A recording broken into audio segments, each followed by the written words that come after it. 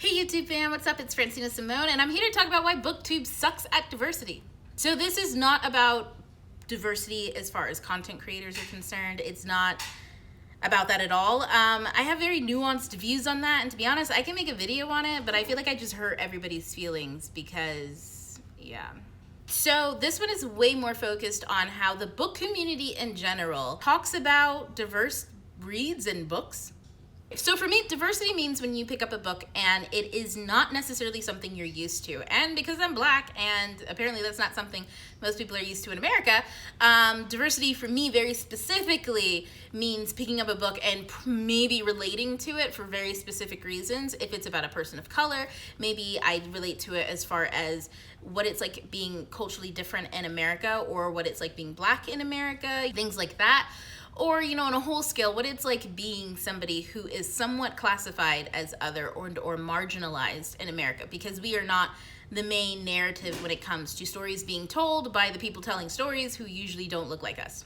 Now, there are a ton of like lists and labels and all sorts of things you can find if you Google diversity and books or whatever online. But what I want to talk about very specifically, like I said, is how we talk about diverse books in the community. I'm going to be honest here.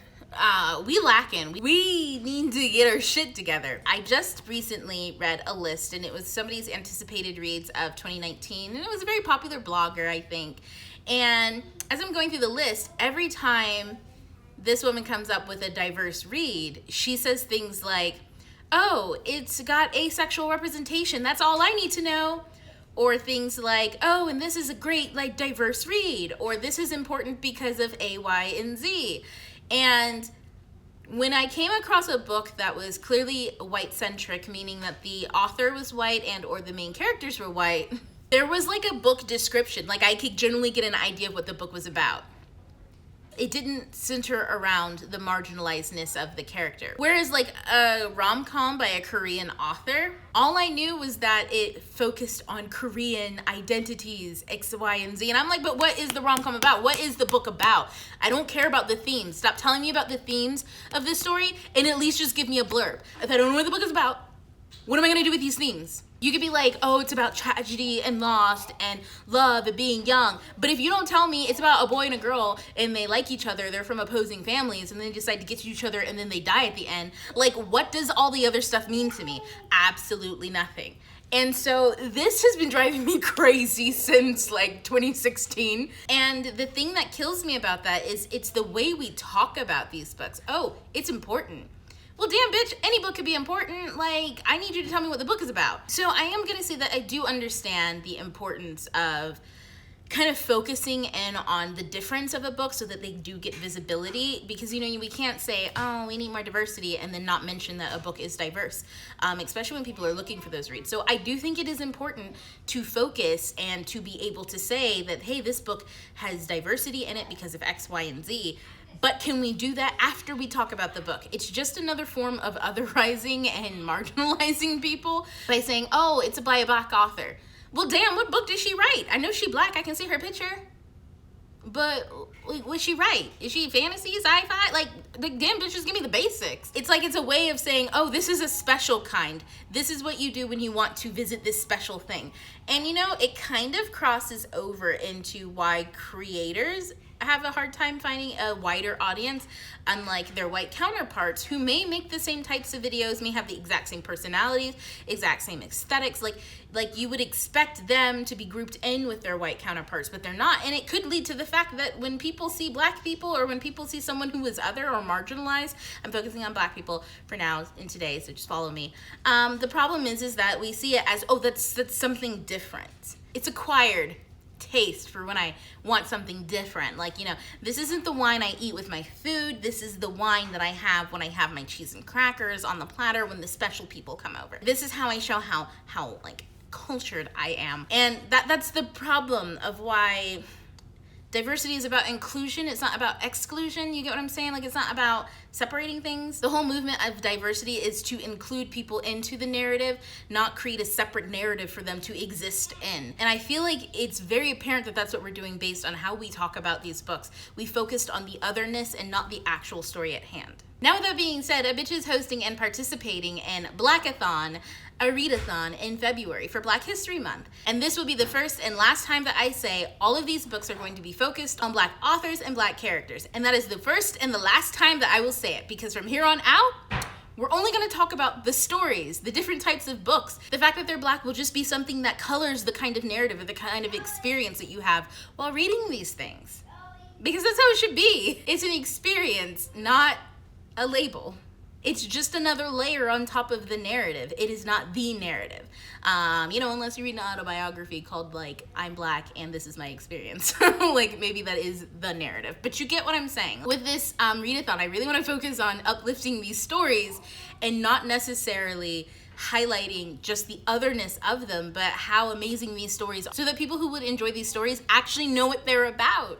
So with that all said, I am super excited to be participating in this. This is a readathon put together by the lovely Jessie from Books and Bow Ties. Jessie is amazing. Talk about a booktube like superstar. And I will be co-hosting it with Lauren from the novel Lush. And oh my God, they're both such amazing booktubers, and I really enjoy their channels. And I've been watching their channels for a while. So when Jessie got in touch with me and was like, hey, I'm doing a readathon, would you like to co-host? I was like, dang girl, I'm fangirling from the side. Yes, how do I say yes without being weird and creepy? And of course I was weird and creepy while I said yes, so fail, but win, cause this is gonna be a fucking joyride. So this readathon takes place in February from the 11th to the 25th. It is 2 weeks and it's gonna be so much fun. And I'm gonna go through the challenges really quick, and I think I will put like a picture of it here. But there are 6 challenges, and of course you can like double up books on any of the challenges. So the first one is stand together, read a book in any genre featuring a Black on Black romance or a Black person and a person of color romance. So like an interracial romance with a person of color. Number 2 is Wakanda Forever. It's read a graphic novel or comic series with a Black or African main character. Number 3 is Hear Us, and you can read any work by our Black or African author. Number 4 is Feel the Beat, and this is Jessie's favorite. There are gonna be 4 spoken word poems that we share, and we're asking you guys to listen to each one of those, pick your favorite, and talk about it on Twitter and discuss like what you like really related to or what you really liked about it, etc., which will tie into our group book, and it is The Poet X by Elizabeth Acevedo. And oh my God, I've been really excited to read this book, and I was gonna read it this month, but obviously I'm gonna wait because it's our group book for February. So this book is about a girl. Oh my gosh, she is curvy and curvaceous. She grows up in a very Catholic home though, so when she kind of catches feelings for this boy at school, and she also finds, and she also delves into the world of slam poetry because she is in Harlem, New York. So if you love a book set in New York, this is probably for you. She kind of jumps into those things, and her mom is kind of like, we don't do that here. But she's got a lot to say. She has a lot of feelings and she needs to express herself. So she ends up joining the school slam poetry club. And even though she's really hesitant about joining because she needs to, because her mom's really against it, girl takes a leap of faith, and we will see what happens to her after that. And then of course our last category is More Than Color. And we asked you to read a book about intersectional Black characters. So someone who is either Black and a part of the LGBTQ community, or someone who is neurodiverse, etc., etc., etc. Just someone who deals with a different type of diversity issue other than being Black. And of course, we will be doing reading sprints throughout the 2 weeks. I'll do some on my channel and also some on the Blackathon Twitter channel. Just look down below for the Twitter handle on this, and I will also leave a link below to the Twitter page. And most important, I know that a lot of people have a hard time finding like a large category of books specifically about these things. Like it's a kind of a needle in a haystack thing, right? So Jessie, because she is so fucking amazing, put together a huge 8-page list on Goodreads with just list of books about Black characters and books by Black authors who cover all of these different types of categories. So we've got nonfiction, mystery, thriller, romance, smut, young adult contemporary, fantasy, and science fiction, classics, historical fiction. Like there is a lot to choose from, and throughout the list, it's not just name and title.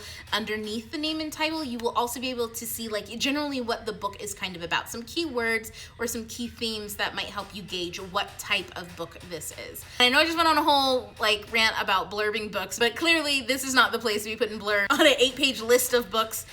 So we didn't really have the time to do it on there, but we really tried to find some keywords that didn't just surround the words like important and black, but more things that had to do with the kind of story that it tells. So guys, I really hope that you join us. I am thinking about joining Jessie on doing vlogging every day, at least for the first 7 days of the Readathon. So we'll see how that goes, because you guys know, if you can even hear my kids right now, my life.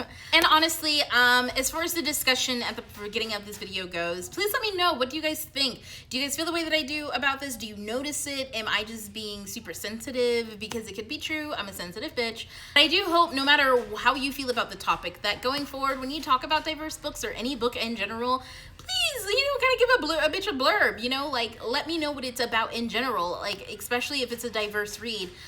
Don't just link that, hey, you'll like this, it's by a black person. And I think this might be also a very good tip for authors. When you're out there talking about your book, don't rely on the diversity aspect. Find your niche of readers who love the type of story that you write, because if you focus on the type of story that it is, it will reach a much wider audience. So that's all I've got to say, guys. And I really hope you join us for this readathon. It's gonna be fucking fantastic, and it's gonna be fun, and I cannot wait to share my TBR with you guys. I'm gonna do that later this month.